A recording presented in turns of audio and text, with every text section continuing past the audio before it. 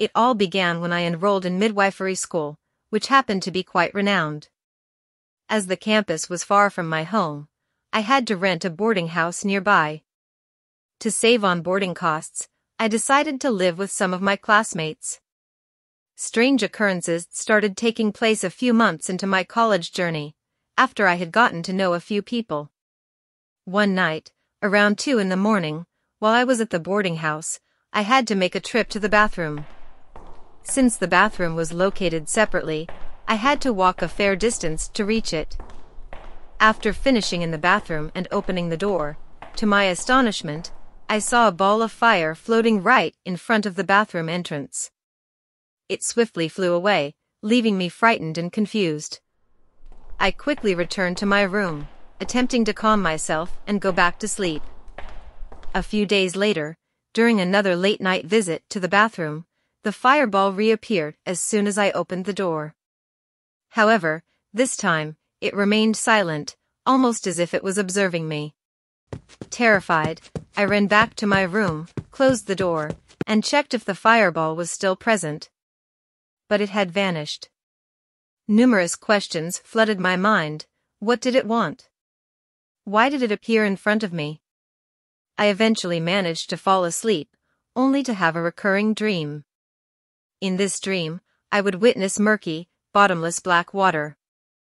Every time I woke up in the morning, I was consumed by fear, as this dream persisted whenever I slept. Another peculiar incident occurred during a college break, when my friend expressed the desire to return home, while I chose to remain at the boarding house.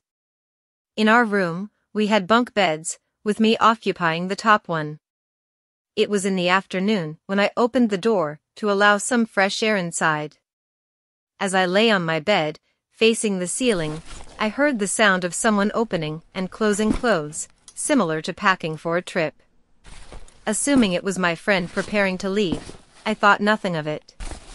Suddenly, the bottom mattress started swaying, as though someone was sitting on it. Then, I heard static from a radio, followed by the distinct sound of a Jaipong song playing. I was surprised because I didn't know my friend liked that kind of music.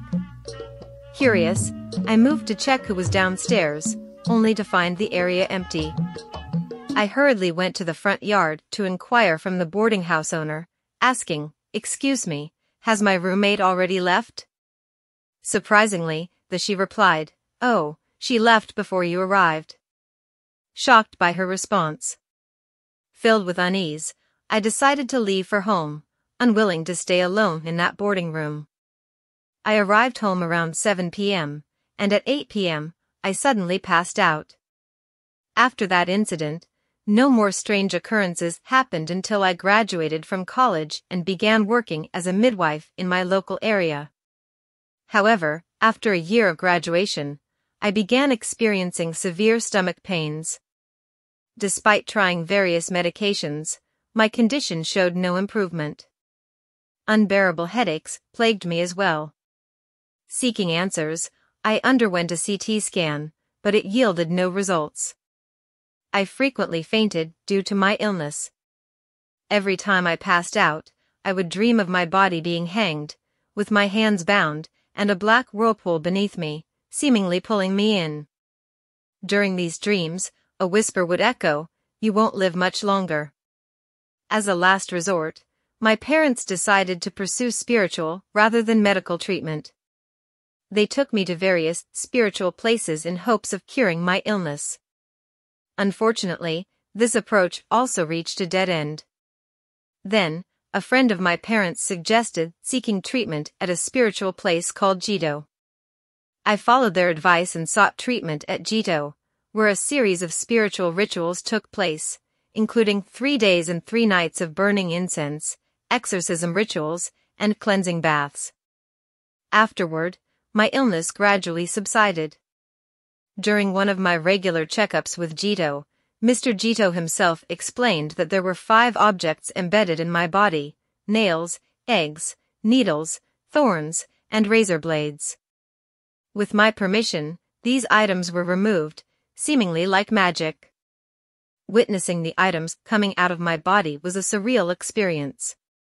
Jito mentioned that I had been targeted by black magic, with these objects planted throughout my house and room by someone close to me. Upon hearing Jito's explanation, one person immediately came to mind, the man I had been very close to during my college years. Back in college, I developed a deep connection with a charming and engaging young man. We grew even closer over time. A few months after getting to know me, he proposed marriage. However, I declined, as I felt it was too soon and wanted to finish college first. Soon after rejecting his proposal, he insisted on visiting my parents at home. Subsequently, the fireball visits began, which Jito confirmed were caused by the witchcraft he had sent. Jito assured me that I didn't need to confront this person. Instead, he would personally visit my house and apologize, as removing the witchcraft would make him experience what I had gone through. Following Jito's guidance, I witnessed my health improve, and to this day, I no longer experience the pain I once endured.